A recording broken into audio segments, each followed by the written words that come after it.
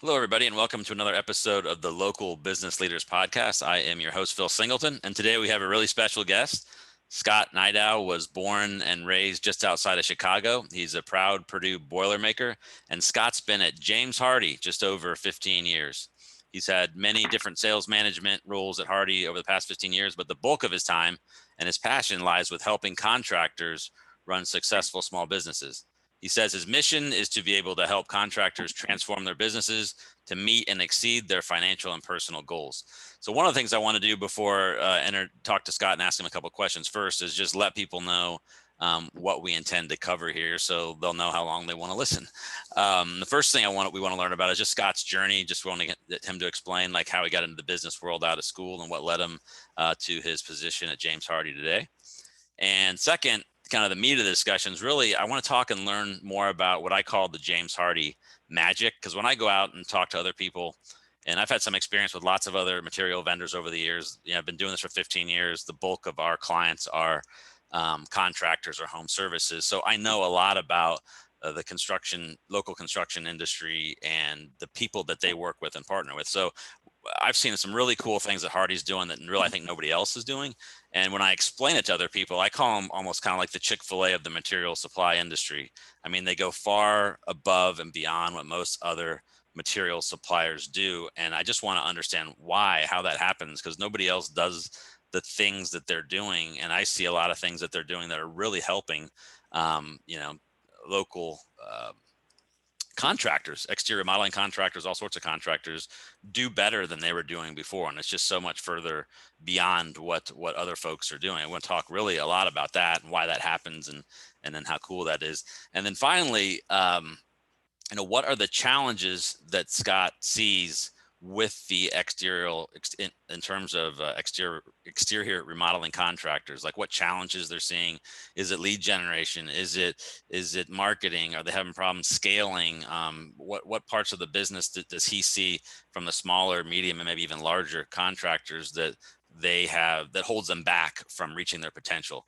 So those are the things that we're going to cover. And with that, I want to introduce Scott. And Scott, let's lead off with having you give us a little bit of background about, kind of your first steps out of school and what led you into this career with James Hardie.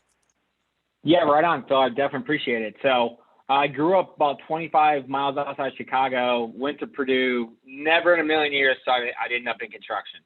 So I was always going to go to law school until you find out how much it costs and how little you make out of law school. And then kind of my whole family was in sales. So did a bunch of interviews, found Hardie.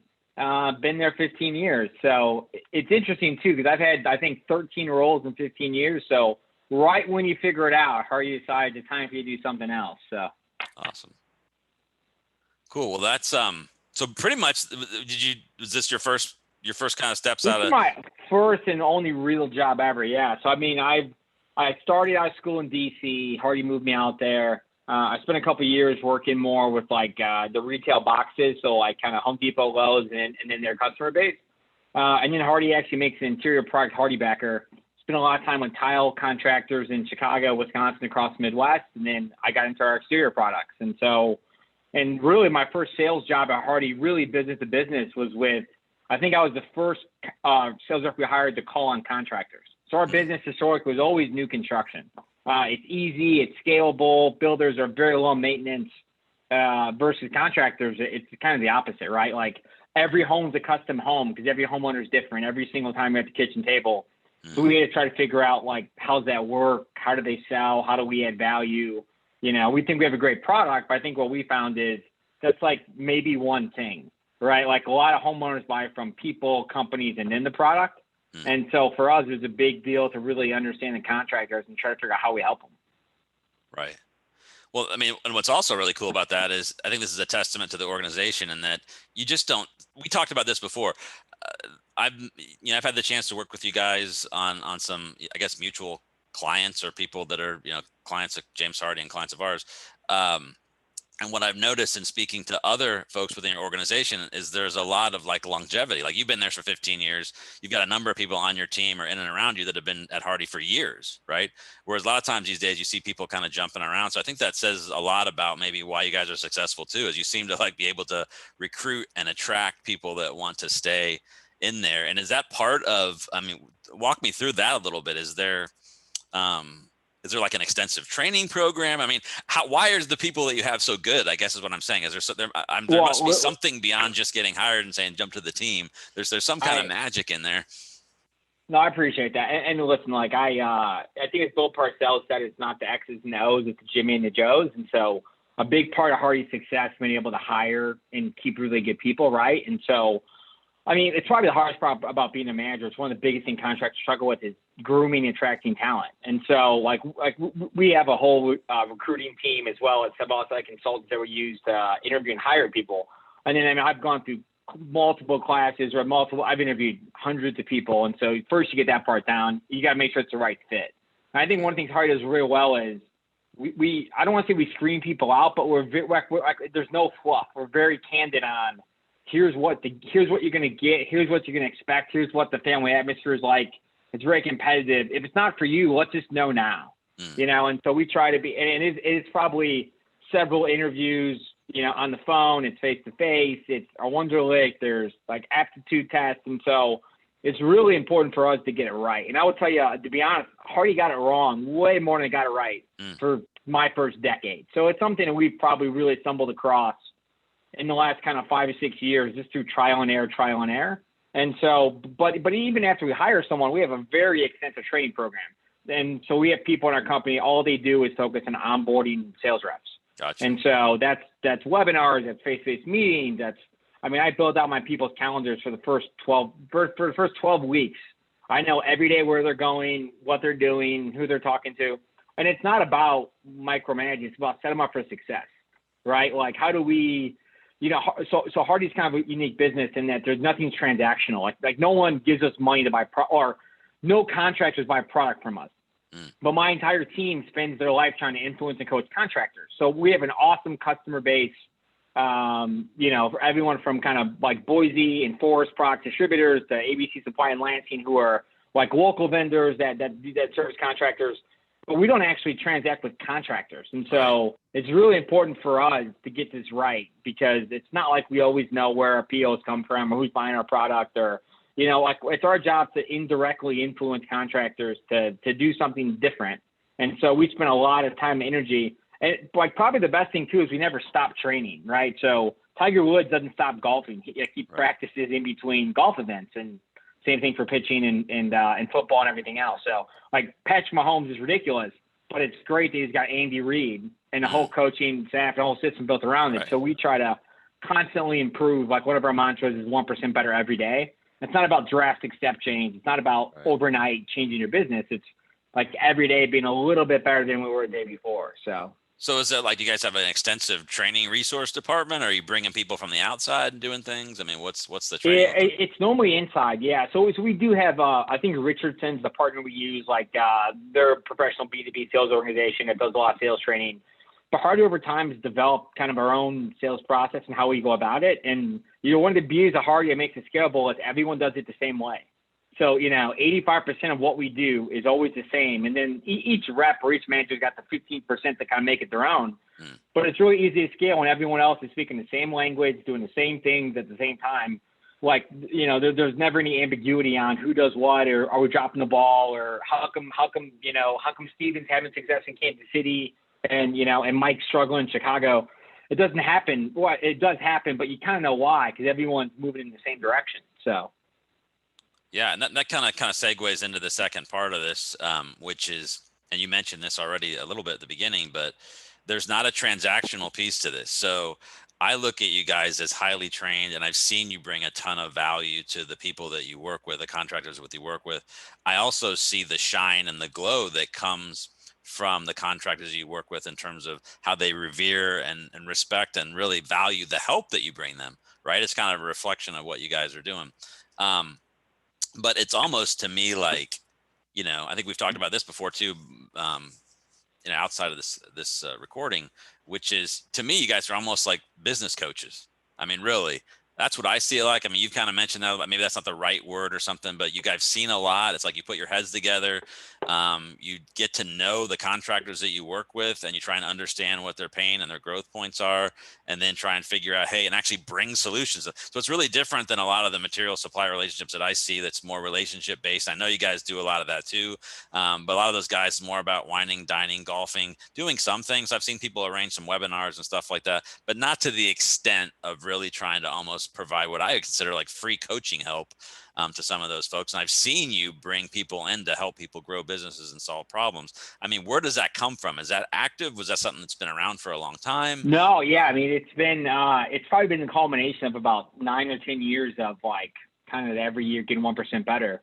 So we actually started off being a contract. We actually opened like a Hardie Siding Solution Center in Denver, like 10, maybe 12 years ago, because we had no idea what we were doing. We were a new construction company. The market crashed. Remodeling was a big part of it, and we had no idea how to actually like how we understood how builders went to market. We didn't understand anything about our contractor base. So like we send out 10,000 mailers to 10,000 people and nobody would call. And you're like, this is crazy. Boulder, there's so much cedar and there's so many wealthy people. Like, right. Hardie's the perfect product. But like, wait, hold on, step back on this. So that you guys actually set up a remodeling center in Denver, you said it was? We did, yeah. So is that like a place where people actually contracted you to do the stuff, so you learned about it, or was it just a place that people come see the product? No, yeah, it was. So Hardie set up as an exterior replacement contractor that only did siding, and so like we still bought from our customers. We used a local sub base. We went to all of our current contractors and basically guaranteed them that we charge a fair premium. Like our whole goal was we need to figure this out. And we so it's like a James Hardie lab, basically. So you guys were what's actually happening. It was kind of like Anderson. It'd be similar to Anderson Renewal, but like instead of having franchises, like the manufacturer did everything. Gotcha. And so our goal was to try to figure it out. And and we basically failed at everything. Like it was like 10 years ago. 10 years ago, okay. Yeah, we basically only learned through failure. Like there were very little things we did well there. Like we had huge 50,000-foot showrooms that no one ever came to, and huge marketing budgets on direct mail that direct mail can actually work if you do a smaller group several times. We did a huge group once, and there's so much wisdom in that. There's so much wisdom in that because that's marketing in general. You do one thing, it's never going to work. If you do stuff over time and build a relationship, that's when the payback comes off. So and then we had to learn to actually sit in the home. Like we actually sat in the home. Like most contractors like to do a 2-call close. So we purposely did a 1-call just to see if it can be done. And again, like one of my favorite things in working at Hardie is great people, but Hardie's basically allowed us to fail. Like Hardie's allowed me to try things over and over and over again, and not work out. And like we talk about embracing the red. It's really about like what's not going well. Let's keep trying new things. Like let's not be afraid of failure. And let's figure it out for our customers and for our contractors. And so from there, we basically got hooked up with a lot of really great contractors. So like I've learned so much from the Twin City Sidings and the Craftsman Choices in Minneapolis, All-Star in Wichita. I live in Kansas State now. So All-Stars in Wichita, Lakeside Renovations in St. Louis. I mean, these are $10, $15 million companies that like kind of figure it out, through trial and error themselves, right? There's really dedicated, awesome contractors that just got it right. And so we spent a lot of time with them, understanding their secret sauce, trying to add to it, trying to hook them up with other like-minded contractors. And then like we've been able to kind of crowd surf thousands of contractors across the country. And that's really like led to our successes. I don't just talk to one contractor in one market. I talk to hundreds of contractors that try thousands of different things, and like it's much easier to figure out what works by basically being able to try several different things, all the time. And it's funny. So it's always the little things that add up to matter. Very rarely is it one thing that changes a contractor's business. It's like the little things are so important, and those are the hardest things for contractors to dedicate like infinite resources towards. But like having the right phone script is like extremely valuable, and it's much easier to ask Ben what he uses in Minneapolis and then share it in other markets, not Minneapolis, but bring it to St. Louis or Milwaukee, than for us to always try to figure it out. And so, like we have some phenomenal partners as well as, by the way, so you do a great job. We love the partnership. CCN in out of Washington, D.C., Certified Contractor Network. We learned a ton from them. BTA, Breakthrough Academy up in Canada. Like these are other like-minded entrepreneurs that run businesses and basically coach contractors for a living. That's awesome. And so it really kind of the combination of all our partnerships and all of our customers that allowed us to kind of get to where we are. So right. And you mentioned something you kind of brushed over, but you and I have talked about this a couple of times, about how important the phone is. Wow. I've learned this on my own, listening to call real calls. You've made your point. Some people don't answer. Some people don't, they don't pay. I think a lot of times I hear people that, we spend all this time with, for instance, James Hardie, right? James Hardie does all this great job with marketing and getting the brand awareness. And then these contractors will come out and they'll hire hired guns like maybe me to get out there and to make sure they got a great website presence and a pretty website, social media, and great reviews. And all of a sudden it comes to the phone, and it's a fumble, or it's low energy, or it's not answered at all, or it goes to some automated, and it all kind of pins down to the funnel of that one thing. And people don't realize how much money is lost, or maybe how somebody might bounce off to somebody else, to where they hear somebody. Just little things like that, right, can make a huge difference. I mean, to your point. For sure, yeah. I don't know if it's the best analogy, Bill. I kind of think about like, if you work out, if you stretch before you work out and you stretch after, you're much more likely to like be successful with whatever you're trying to get out of your workouts. That's like the blocking and tackling around like answering the phone and scheduling meetings. No one likes to really think about it. They all think about like, going to lift weights and run and all this marketing and huge marketing budgets and, what my cost per lead. But the reality is, too many people just never realize those actual leads. Like if I'm ever having a really bad day, and I want to feel better, I'll go listen to some of the recordings we get from when contractors answer our leads. I mean, it's somewhere between like depressing and horrifying. Right. And these are successful business owners, by the way. Like these are people that run $2, $3, $4, $5 million businesses that answer their own phone though. And they're just humans. They're probably driving. They got caught off guard. Right. They're almost trying to get off the phone versus trying to actually like make the customer's day. And a totally so, solvable problem. But to you and me, like, totally, those are the unicorns, man. It's all like the customer, the lead that comes in is like what it's all about, and just to have one. But I mean, again, all these business owners are working their butt off. They got other things on their mind. They're not trained to like be, that kind of stuff all the time. So, but it can be solved. And there's little things like that. You put them all together. That I get into the last question here, which is, what are some of the challenges that you see with contractors and how they've overcome stuff? I mean, how do you see the $1 million a year guy getting to 2 or 3 million, or the $5 million approaching, 10 plus? What are the things that you've seen that help them? Or, sure. I mean, I think probably the biggest problem across all contractors are, and this really separates probably the great ones from the good ones, is if you want to scale and you want to have some business that either runs itself, you could sell someday, you can't be an employee in your business. Like you got to start working on your business, not in your business. You actually need to be an investor or an owner of your business. And that scares a lot of contractors because they either don't want to hire people, or they had a bad experience, or they think they're going to get too far away from the business. There's a million different, some of them also just don't know better. They just have a hard time letting go of control. And I get it. Their blood, sweat, and tears that built this, basically built their entire livelihood that takes care of their family just on their own. But the reality is the owners become a bottleneck for growth because they want to control everything. They want to make every decision. They're not necessarily hiring the right people. And I think the second that they can take a step back and actually think about, okay, I could keep selling the home forever, but I'm probably tapped out. And so, to be honest, like marketing is probably the easiest thing, because if someone has a marketing problem, I could recommend someone like Phil and say, listen, if you have $75,000, like it's just math, Phil could do it for you. And most people have $75,000 and they could call you. The problem is it's okay. Do I have the labor production capacity? Can they scale? Too many guys nowadays. Exactly, right. So if you have the marketing budget, the next thing you need to do is you need systems and processes from the phone rings. I answer the phone. We have the same phone script every single time. The lead goes to my sales rep. He runs the exact same sales process every single time. He doesn't do his own thing. Then we have someone from our corporate office set the next meeting or follow up.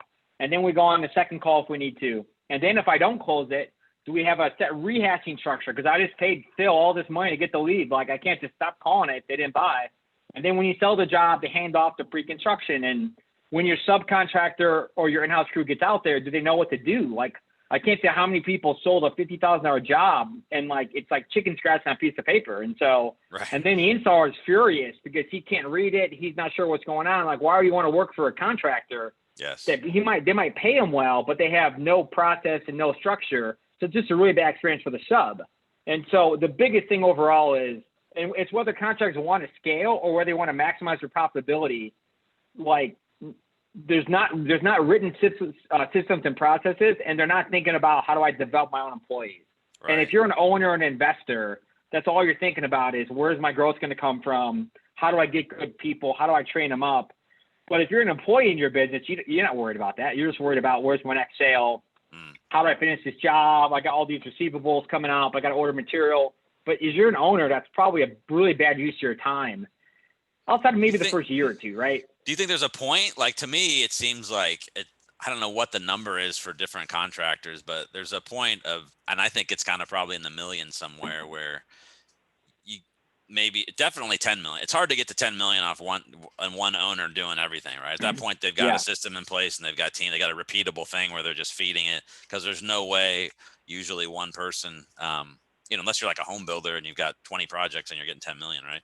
A regular smaller do you think that's enough? I mean, what's that number where it's like? So I know two huge unicorns. One guy, Steve from Tulsa Renew. If you ever want to look up a great small business, Google Tulsa Renew. He's as good as it gets. One guy, he's actually two people, him a production manager, $4.5 million, amazing customer experience. Another contractor, Elite Exteriors in Milwaukee, Scott, could sell 130 Hardie jobs by himself. I mean, that's a very rare thing. Most other contractors probably tap out around like $1.5 million, like maybe two. And at that point, they need a structure and they need people. And the reality is you need to start planning before. Well, right. Like you should have a written sales process before you hire your sales guy, because you know how you're going to train them. Right. Right. And that's what Hardie tries to do, though. So we try and spend our time looking for bottlenecks in companies' businesses, saying, hey, Shield Exteriors in St. Louis, phenomenal business. You sold 40 jobs. You have 2 crews. Like, we need to be talking to Isaac at Home 20 on, hey, man, like, we really need to help you find a third crew. Is it money? Is it time? Like, we could train them. What do you need? How do we help you recruit them? Because if you wait till 40, it's just too late, right? And then you have a huge bottleneck. And so, the thing we try to do is help contractors just, like realize kind of what their problems are. And I'll tell you, half the time we identify a problem, the contractor doesn't want to fix it, and that's okay because it's their business. Well, that's what I was going to say. Some people, there's just going to be some that are always going to be $1 million, $2 million. That's just it because their personality or where they don't want to, right? I mean, that's just, and it's once probably you get to 5, that's kind of, once you, there's certain, it's, you're to get to 10 million plus, I mean, that's pretty special. To get to 5 million in most markets is probably pretty special. Even to get to 1 to 2 million probably takes some, but that you can do that by one person, like you're saying. There's not a lot of people though, right? That can get. I mean, no, it's not. It's not. Well, so if I put things in perspective, there's probably maybe 4 companies in my region over 10 states that will do 100 plus Hardie jobs a year, resides.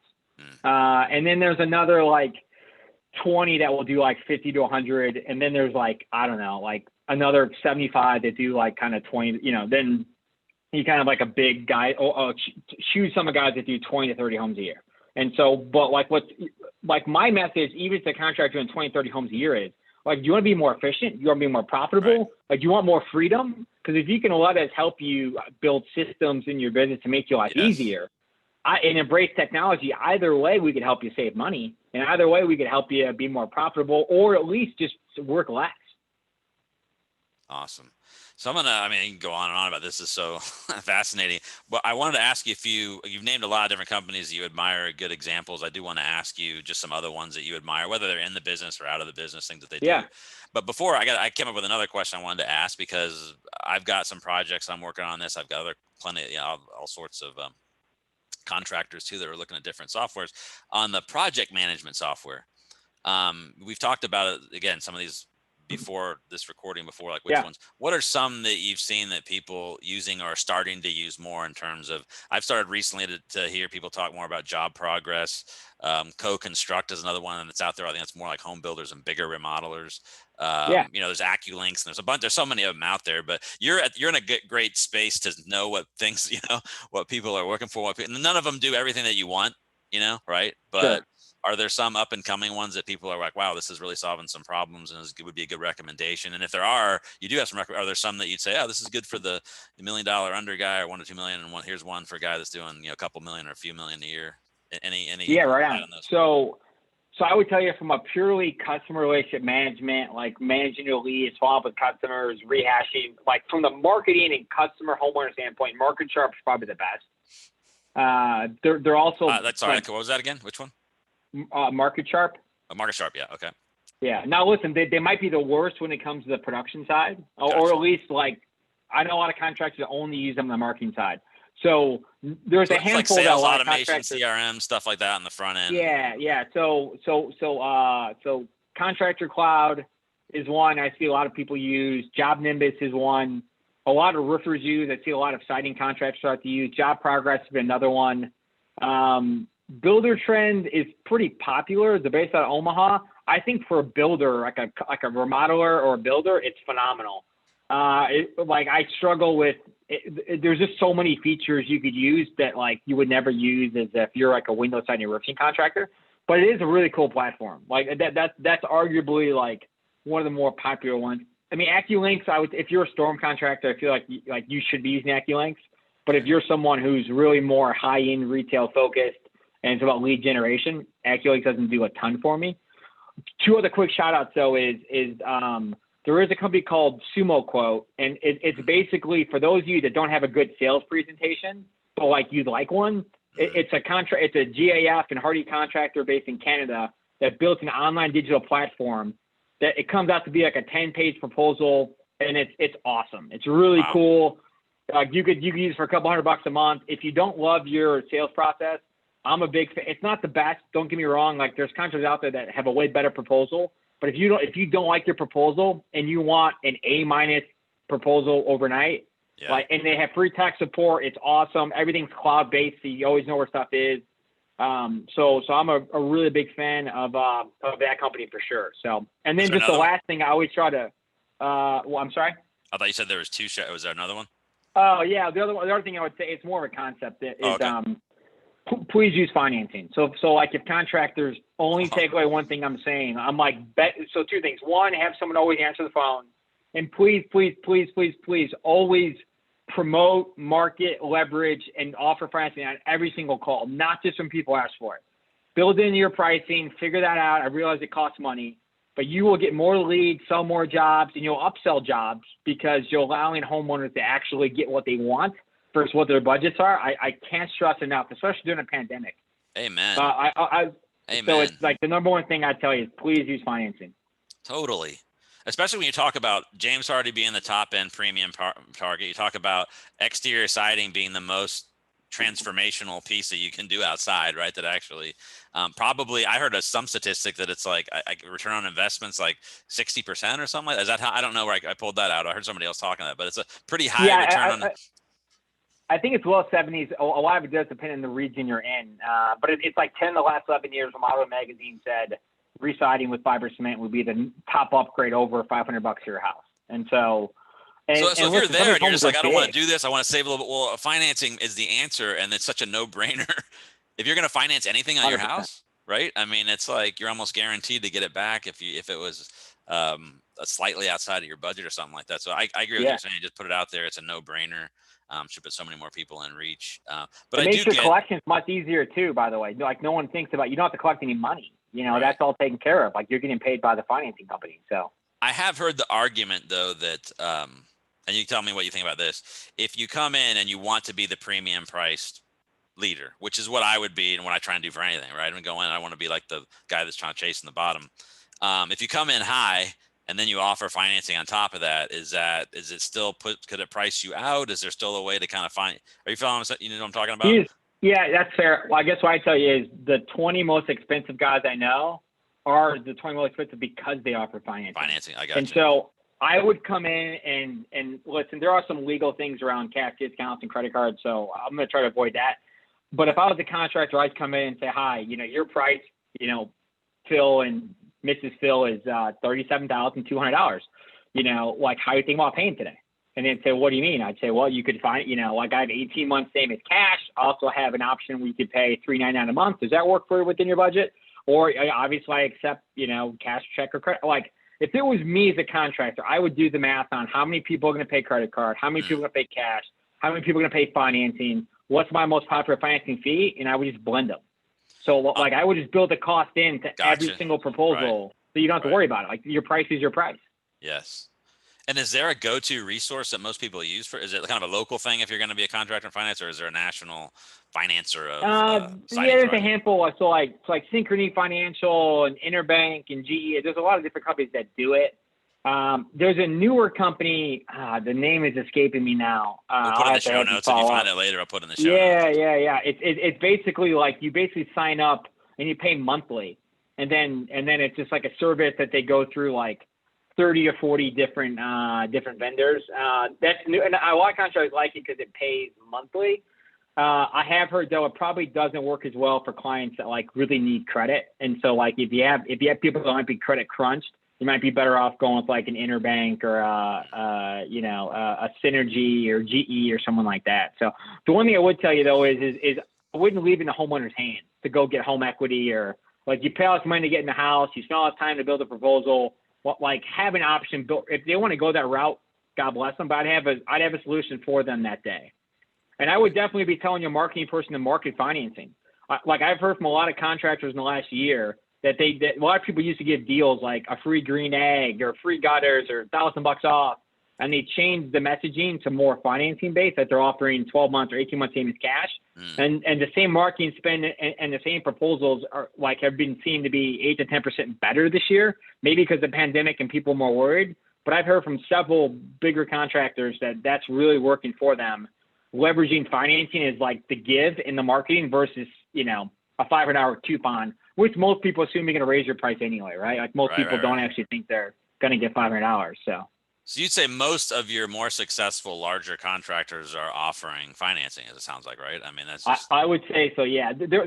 There's a couple old school contractors that like, they're really good because they've been doing this 20 years and they have a great business and amazing quality and tons of referrals. And very few of those companies have had to make the jump, but those companies also aren't trying to grow. Any of the companies I've seen really trying to grow, and all the companies I see that are normally the most expensive, they all really leverage financing. Like that's a huge part of what they do. So, like a quick story, I have two of my sales reps used to work for big contractors, and those contractors used to only sell vinyl 10 years ago.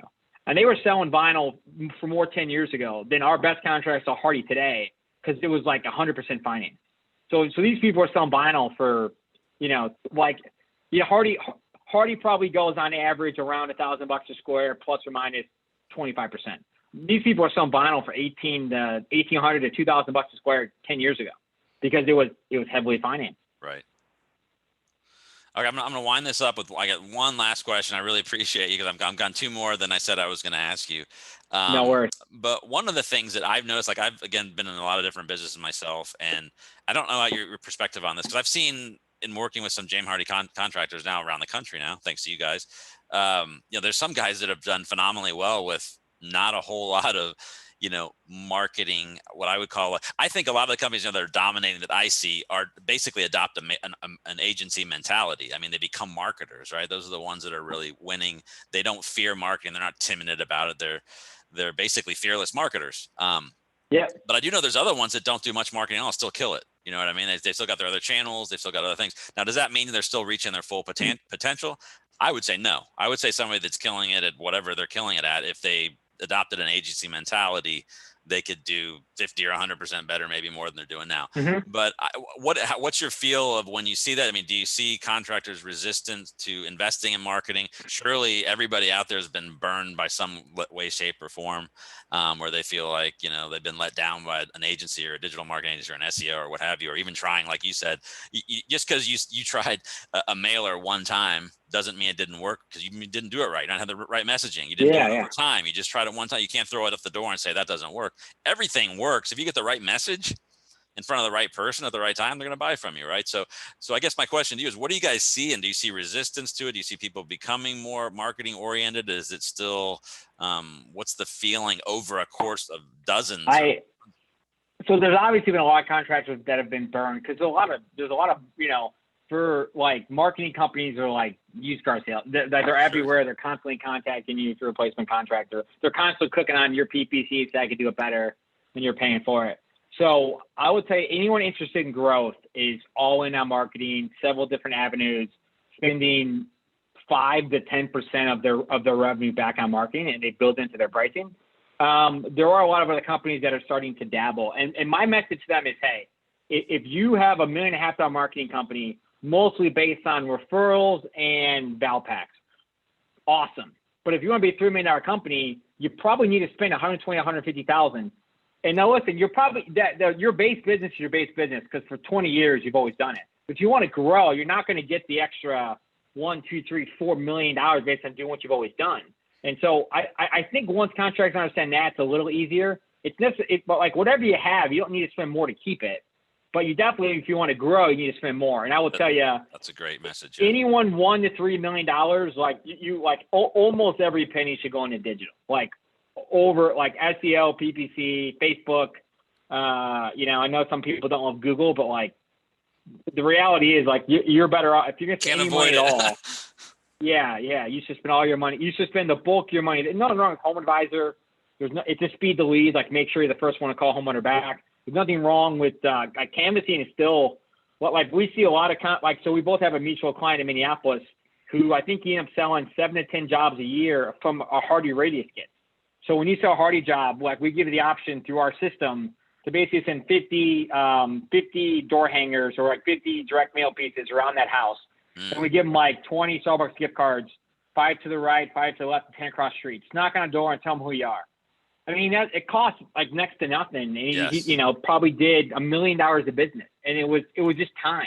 He made sure someone had the time to do that. So it's so awesome because when those things happen, especially when they're in a neighborhood where they're like, what I don't know what you guys call them, like they're transitional or whatever, and they're vinyl or something else, somebody comes in and just tricks out their house with James Hardie. It looks like it's somebody dropped in $1 million house in some cases. You know what I mean? Also, it's a huge billboard, right? Yeah, it's a huge billboard for that contractor. If a homeowner, a house looks brand new, and hopefully for that contractor, if they do a good job, they should be able to get 3, 4, 5, 6, 7 houses over the next 3 or 4 years.